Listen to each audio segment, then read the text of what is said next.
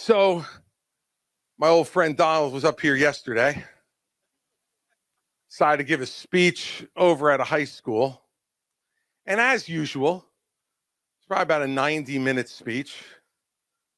And almost all of it was about his favorite topic, himself. And part of what he says that I love the most now is, I am getting indicted for you. If it wasn't me, they'd be going after you. Have you ever heard a bigger pile of crap in your life? Now, as far as I could tell, and please correct me if I'm wrong, that none of the people in this audience tonight have paid off a porn star to keep quiet about the fact that she had sex with him while he was married, so that the country and his wife didn't find out about it prior to the 2016 election. Was there anybody here who did that? All right, you're in the clear. Did any of you take classified documents out of the White House, refuse to give them back for 18 months when the government asked you quietly, politely, nicely to do it, then lie to your lawyers and tell them you had shown them all the documents when you had one of your buddies hiding documents in another part of Mar-a-Lago? And by the way, I'm from New Jersey and I was a prosecutor, so I'm somewhat familiar with organized crime. This caper looks like it was performed by the stupid Corleones, right? I mean, this Walton Outa guy, he's Fredo. You know he is.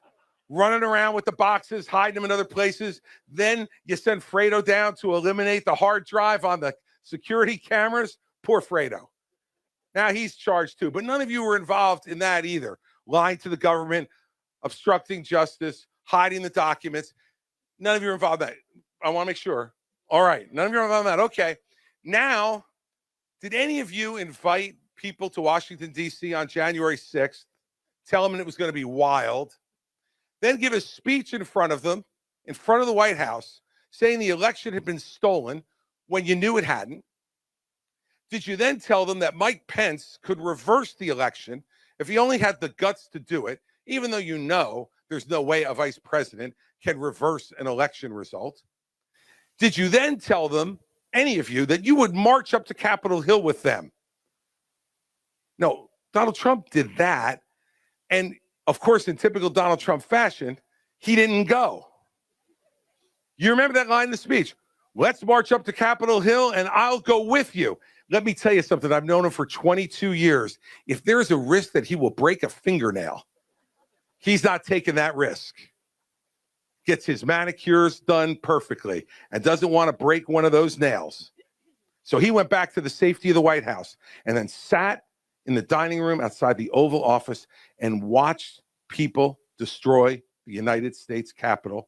And he sat there and did nothing.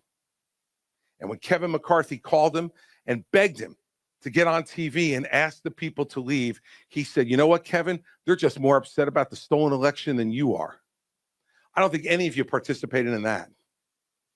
Now, look, the courts will decide whether he's criminally liable, criminally responsible for that. But he's morally responsible. He is morally responsible for what happened on January 6th. And my question for you is, how long are we going to continue to pretend that this is normal?